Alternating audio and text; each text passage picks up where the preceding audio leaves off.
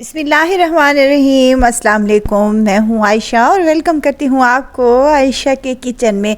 नाश्ते में अफरा तफरी होती है और सबको ही अपने अपने कामों पर जाने की जल्दी होती है। बच्चों को जाना होता है स्कूल और मियाँ को दफ्तर।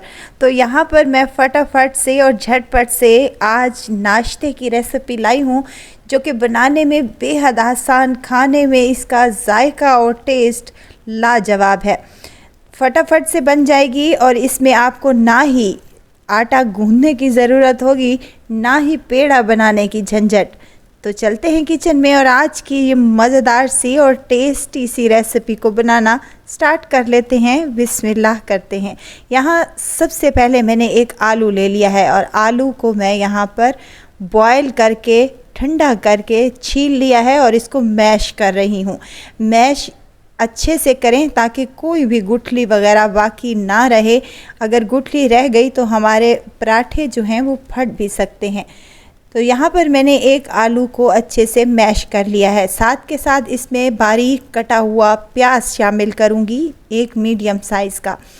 एक टमाटर था जिसका मैंने बीज रिमूव कर दिया है, वो शामिल कर देंगे। इसको मज़ीद हेल्दी बनाने के लिए मैं इसमें गाजर का इस्तेमाल कर रही हूँ और साथ में शिमला मिर्च है मेरे पास बारीक कटी हुई।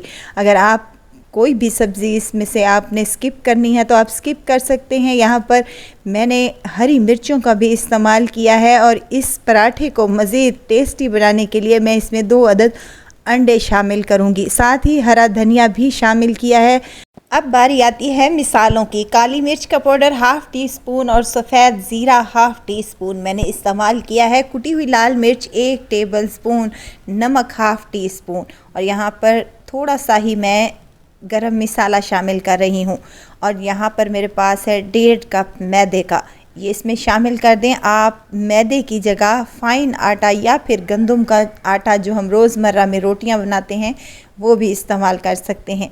अब हमने इसमें थोड़ा थोड़ा पानी करके डालते जाना है और इसको मिक्स करते जाना है। एक ही दफ़ा में आपने सारा पानी शामिल नहीं करना, वरना हमारा डो जो है वो बहुत ही लिक्विडी सा हो जाएगा और हमारे पराठे फट भी सकते हैं। यहाँ पर 1 गिलास तकरीबन मेरा पानी का लगा था जिसको मैंने थोड़ा थोड़ा करके डाला है और इसको मैंने लिक्विडी शेप में तैयार कर लिया है। वीडियो तो इस स्टेज पर अगर आपको ज़रा सी भी अच्छी लग रही हो तो लाइक करें, सब्सक्राइब करें और साथ में बेल आइकन के बटन को भी ज़रूर प्रेस कर दिया करें ताकि मेरी हर नई आने वाली वीडियो आप तक पहुँचती रहे। अच्छे से मिक्स करना है इस मिक्सचर को ताकि कोई गुठली वगैरह बाकी ना रहे। मिक्सचर को मैंने यहाँ पर मिक्स अच्छे तरीके से कर लिया है और यहाँ पर आपको मैं दिखाती चलूँ कि ये कितना पतला या फिर कितना गाढ़ा होना चाहिए। ये देखें, कुछ इस तरीके से होना चाहिए। ये पराठे हमारे को इतने ज़बरदस्त, टेस्टी और हेल्दी बनेंगे। आप इसको नाश्ते में अपने बच्चों और अपने घर वालों को बना कर दें या फिर आप बच्चों के लंच बॉक्स में भी ये पराठे आप दे सकते हैं जो कि फटाफट से बन जाते हैं। पराठे बनाना शुरू करते हैं। तो यहाँ पर मैंने एक पैन में हल्का सा कुकिंग ऑयल शामिल किया है और ब्रश की मदद से इसको फैला लिया है। अब हमने जो लिक्विड बना कर रखा था मिक्सचर आलू, अंडे और मैदे का, तो इसके ऊपर डाल देंगे। एक ही मेजरमेंट करेंगे तो आपके पराठे इक्वल बनेंगे और बहुत ही मज़े के बनकर ये तैयार हो जाएंगे। पराठे को आपने डालने के बाद इसको छोड़ देना है।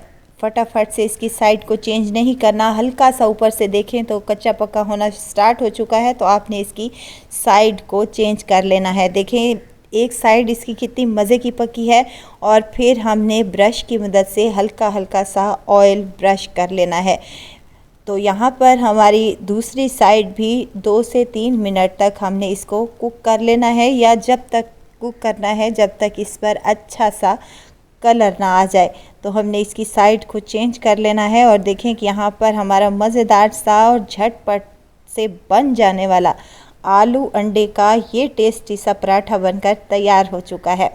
इसी तरीके से मैं तमाम पराठे बनाकर तैयार कर लूँगी। बहुत ही आसानी के साथ झटपट से बन जाने वाला ये सॉफ्ट और टेस्टी सा पराठा बनकर तैयार हो चुका है।